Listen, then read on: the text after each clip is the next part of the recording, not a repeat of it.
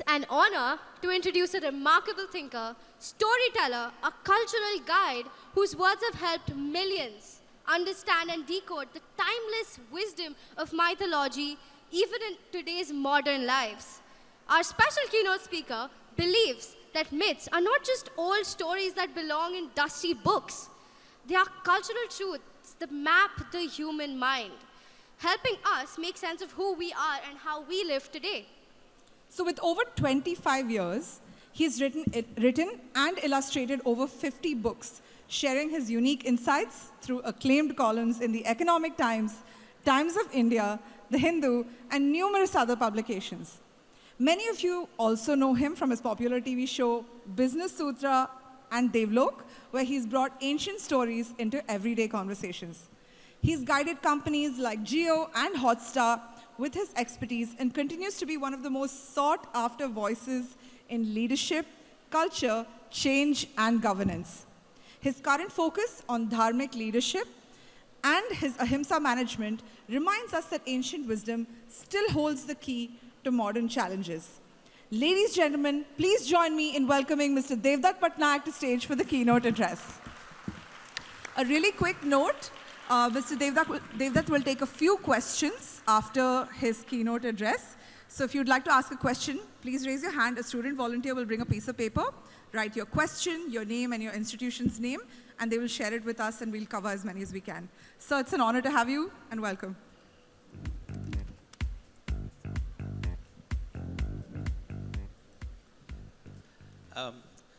Namaste. So my name is Devdutt Pattanaik, and I write on mythology. Now, to understand mythology, we need to understand a little bit about nature. So think about a plant. Think about an animal. Think about herbivores and carnivores. Just switch off from this current world and your cell phones and move to a world where there are no human beings. There are rivers, there are mountains, there's the ocean, there are bees, there are butterflies, there are monkeys, there are all kinds of birds, all kinds of fishes, all kinds of reptiles.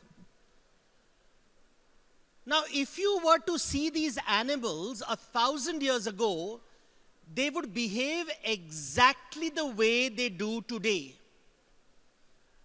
Bees 1,000 years ago, butterflies 1,000 years ago, serpents 1,000 years ago, rats 1,000 years ago, monkeys 1,000 years ago behaved exactly the way they do today. The banyan tree behaved the same way, the basil tree behaved the same way, the grass behaved the same way 1,000 years ago. But now think about human beings. With each passing generation, human beings change.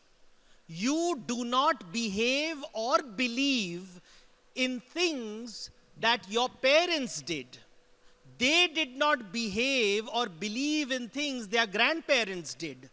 And you go back generation after generation after generation, and you see that with each passing generation, human culture changes. Because there are new tools and there are new technologies, but more importantly, you have new stories, new ways of looking at the world.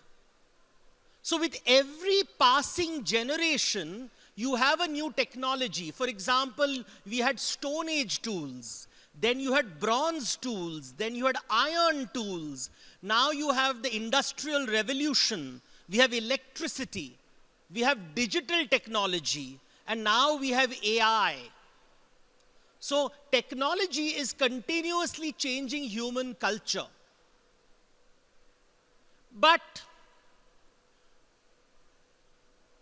falling in love today is no different from falling in love 1,000 years ago. You are jealous today. 1,000 years ago, people were jealous. Has the quality of jealousy changed? Has the quality of anger changed? Has the quality of heartbreak changed? Has the quality of frustration changed? So what has changed and what has not changed? It is something that we don't pay attention to. What is changing is the tools and the technology and the external world. What is not changing is the internal world. Our emotions, our aspirations, our hungers, our yearnings, our cravings, our insecurities, our curiosities, we are seeking things. This has not changed. And so we seek more, but it does not go away. The hunger doesn't go away. So I want to tell you a story which I write about a lot. It is a story of Bakasur, a demon from the epic Mahabharata. He was always hungry. He was so hungry that he would eat everything that was around him. He would eat all the food that was served to him. And then he would start eating those who served him. So he would eat the food, he would eat the waiter, he would eat the chef. He would eat everything because he's so hungry. And therefore we called him the demon of hunger. Today we don't use words like hunger. We have replaced the word hunger with the word ambition. Nobody is hungry anymore, but everybody is ambitious. I want more and more and more, and it's a good thing. To be ambitious is good. To be aspirational is good. But how do you differentiate yourself from Bakasur? Who are we consuming in our quest for more and more and more and more and more? Who is eating us? Who are we consuming? These stories are capturing our inner world, not the outer world. Nobody is a cannibal out there. But we feel we are being consumed. We are being eaten.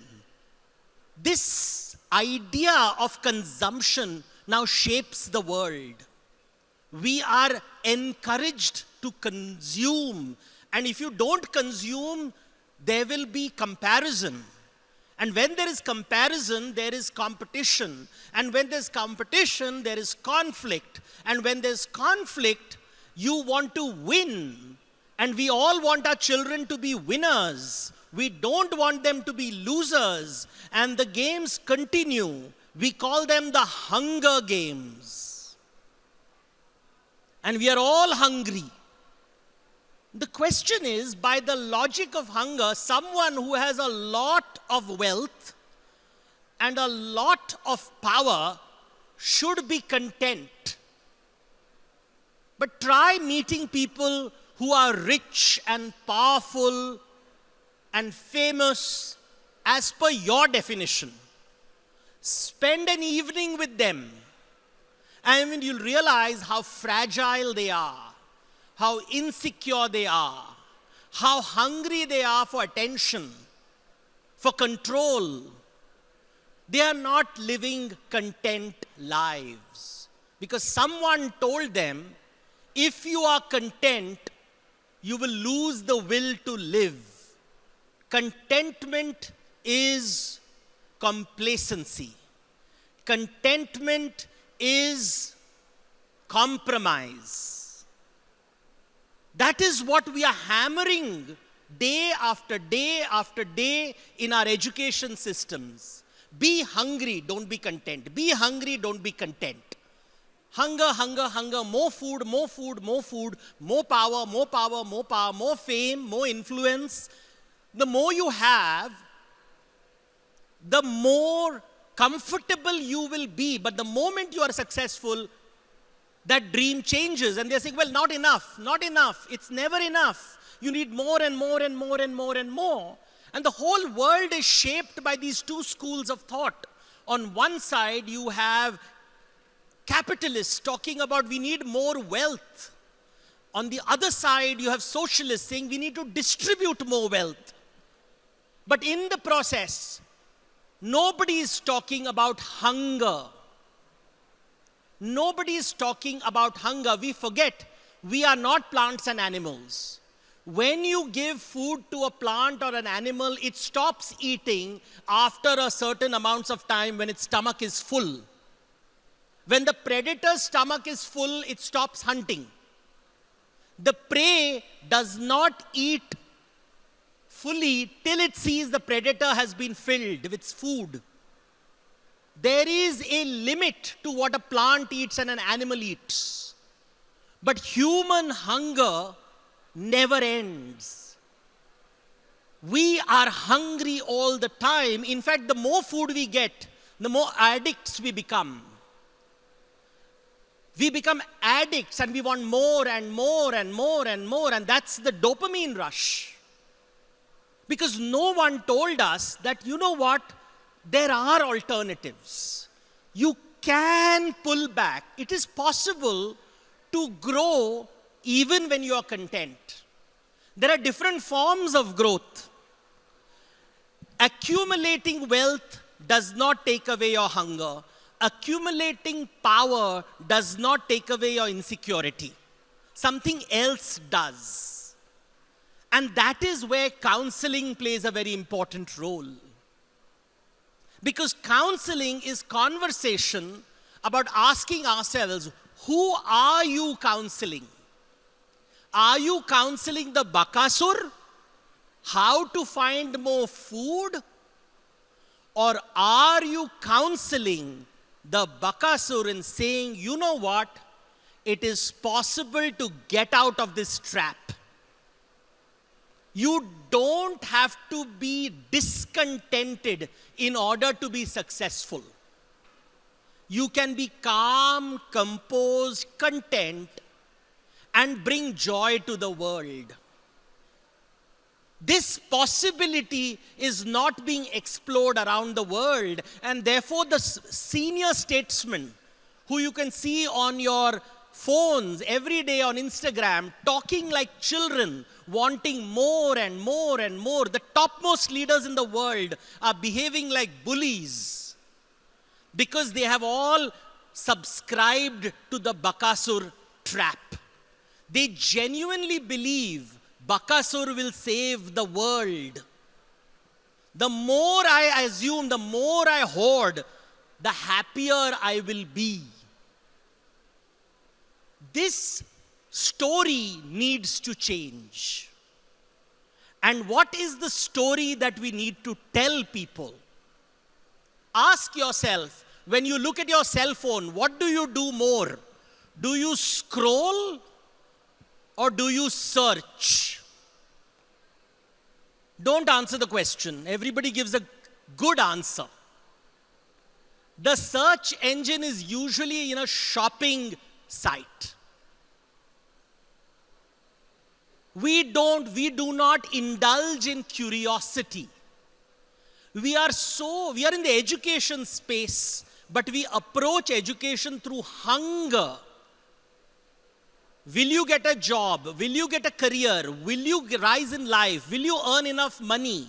We do not approach education through curiosity, jigyasa. Because when a child is curious, you do not have to chase them to do the homework. Because the child is curious. When a child is hungry, it will seek food. When a child is insecure, it will seek support, security, comfort. When a child is curious, it will automatically seek knowledge. Is education today designed around giving information or stirring curiosity? Because when you are curious, you start recognizing the Bakasur. Only when you're curious, you realize the Bakasur is so hungry, it does not think about the ecosystem. It doesn't think about the other. It becomes self-absorbed. Today, the children are mostly single children. Both parents go to work, to office. They live in a world of digital technology where they are the primary consumers. It's all about me, me, me.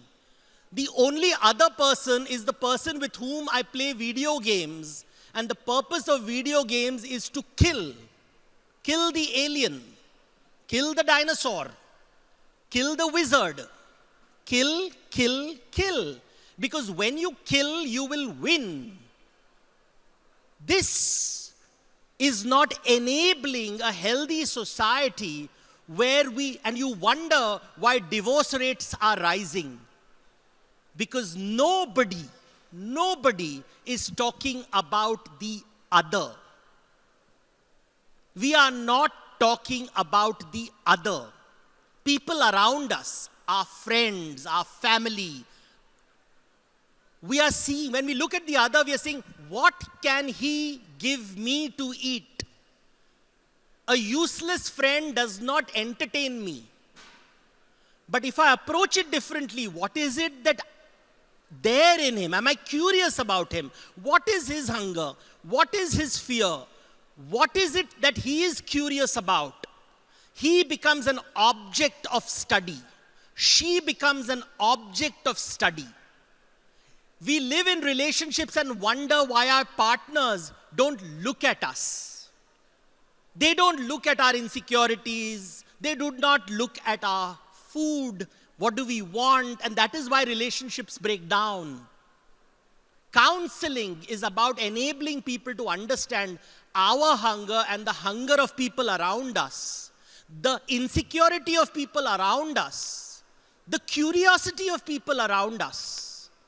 It is not about eating, it is about feeding. It is about giving food to the other. The Bakasur story tells us about a hero called Bhima who kills Bakasur, and this story is repeatedly shown on television. A violent story where Bhima pulverizes Bakasur and children cheer because the villain has been killed. But that is not what the Mahabharata says. What the Mahabharata says is that Bakasur is dead. Bhima is victorious. But Bhima is always hungry. He's called the wolf-bellied man. He eats all the time. And his wife Draupadi has a magical pot with which she can feed him anything he desires. All that he desires. It's called Draupadi's Thali. And she feeds him and she feeds him and she feeds him, and he keeps eating and eating and eating until suddenly he hears the sound of Draupadi's bangles. Now think about it. In his memory, Draupadi was a healthy person with bangles in her hands which did not jingle. They did not move because she was nice and plump. But now that she's cooking and feeding him all the time, she has no time to eat. She's serving him, serving him, serving him. She has lost weight. She has become thin. Her bangles have become loose and they start to jingle, jingle, jingle. And that is when Bhima becomes curious.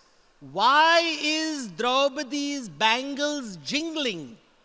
Not out of concern for her, but because he is disturbed from eating. And then he looks up and realizes Draupadi is thin, weak, emaciated, and he wonders, when did she eat her meal? And Draupadi says, once you finish, I will eat. Because the moment I eat, all the food will get finished. So I'm not allowed to eat until everybody has been fed. And that's when Bhima realizes, as long as he is eating, Draupadi will be starving. He has to stop eating and start feeding. You have to figure out, when you counsel children about careers and life and all the health issues, the mental health issues, the physical health issues, when you're telling them to be successful in life, great achievers, will they be eaters like Bakasur and Bhim, or will they be feeders who look at Draupadi's hunger, who hear the sounds of the bangles jingling and realize the purpose of life is not simply to eat, it is also to feed. So rescue your children from the Bakasur trap. Rescue yourselves from the Bakasur trap. We can be content and still be successful in life, where we create an ecosystem where everyone feels nourished, safe, and enlightened. The word for this, the phrase for this in Hindi is Jangal mein Mangal. Jungle is the world out there, a forest, a terrible forest where there are predators who will attack you. Mangal is a place, your home, your kitchen, where Draupadi stays and is fed by Bhim. Thank you.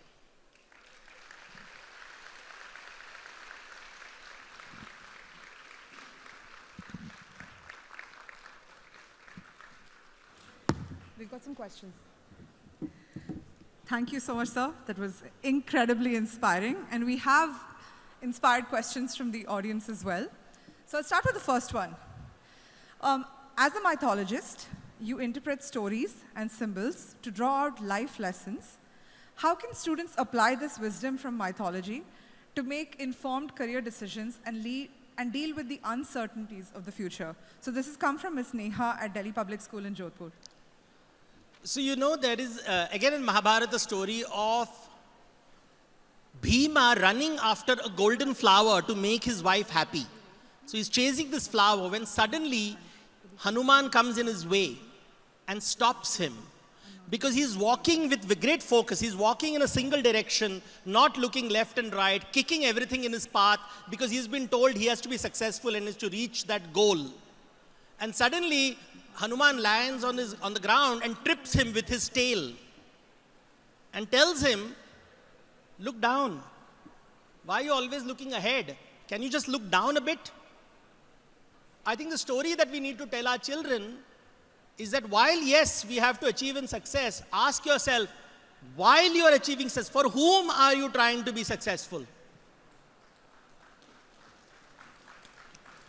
And I think this question needs to be asked to parents. Because very often, parents are the cheerleaders of their children because they want the trophy. And that's the bitter truth of life. The trophy is not for the child, the trophy is for the parent. So that the world will say, Aap kitne mahan ho, your child has become the top doctor. Have you asked the child? So you find children from extremely affluent backgrounds. I have the worst. I met a billionaire's child. Billionaire, not millionaire. Billionaire's child. I said, what do you want to do? And her answer was, make more money. And that revealed to me how terrible her imagination is. This is a billionaire's daughter, only child, who believes the purpose of life is to earn another million. And that's the greatest tragedy of the 21st century. Absolutely, sir. I think you really echoed how parents are essentially the voice of our conscience, right? And the foundation of it. And the next question actually connects to that. So what if counseling students to be content can sometimes lead to complacency and to passivity and not being their best versions? Yeah. This is from Ms. Madhu Chadda at DPS Faridabad. This is because we have been conditioned in the culture of self. Everything is about self. You would have read this horrible thesis called Maslow's hierarchy. Every school teacher teaches this to their children. The highest level is self-actualization. There is no room for the other. There is no other. It is Bakasur Pro Max.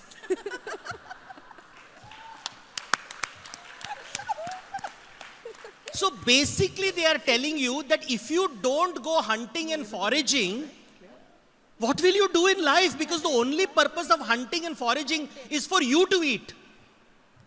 But when we cook food not just for ourselves.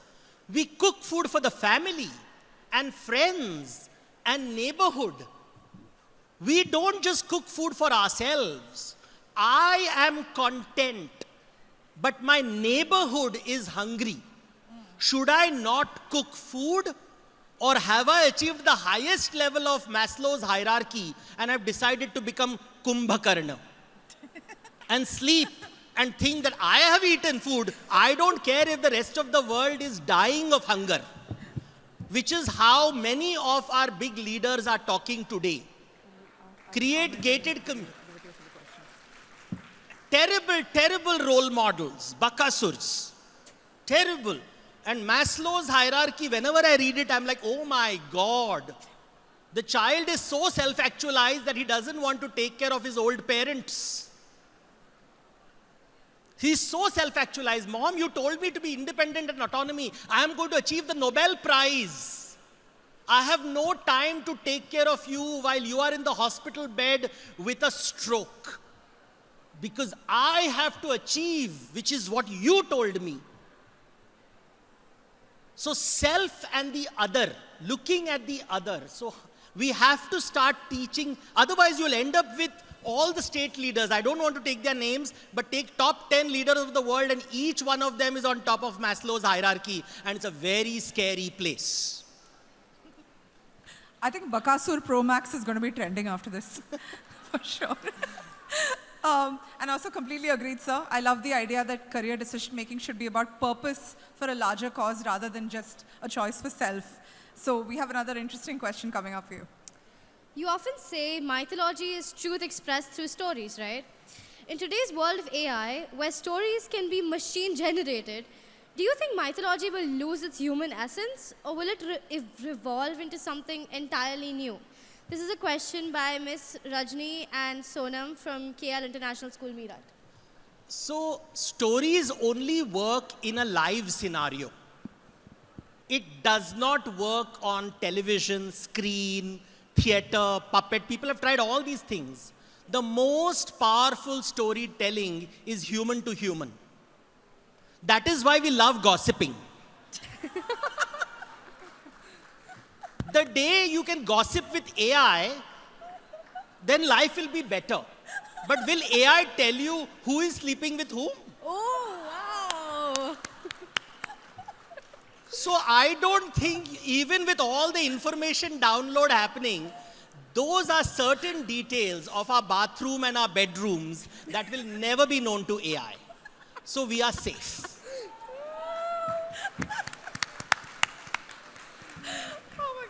I think some people who are using ChatGPT as their therapist in the audience today are going to be reconsidering their choices.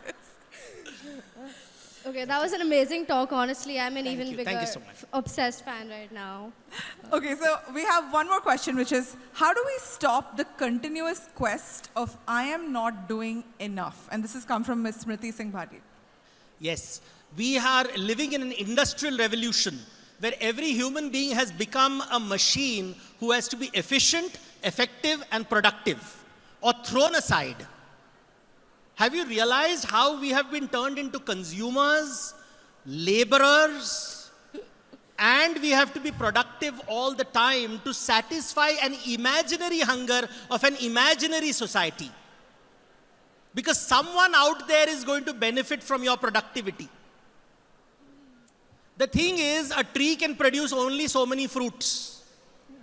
Do you remember the tree from which you ate the sweetest mango? You don't. And every tree dies, but every year mangoes are available. And that is what you need to tell some of the most successful people on earth. The day you disappear, the world won't collapse. Someone will replace you. There is a mango tree ready to replace every mango tree. We are all replaceable commodities. So calm down. Let others produce while you consume, and you produce when others consume. And it is in this mutuality of feeding that we will find good relationships. You do not have to be the best employee and the best worker. Try and be a good friend, a good partner, a good brother, a good sister, a good father, a good mother. That is far more important than being a successful CEO. Absolutely. Otherwise, you will end up in your penthouse in the topmost apartment in Manhattan and wonder whether you should marry someone who has no expressions on her face because it is filled with Botox. Oh, wow. Thank you. Thank you so much. So I think you really brought the house down. I really am falling short of words to say how incredible that was. And thank you all so much for your thoughtful questions. And if you want a copy of the Bakasur trap, this was a sales pitch. It's outside. Thank you so much. Thank you. So if you could just stay on stage for just a moment. I'd now like to invite Mr. David Stanley, Executive Director, India Implementation, University of Southampton, UK, to join us on stage to present Mr. Devdutt with a token of our appreciation. I'm sorry, my apologies. That was Mr. David Winstanley.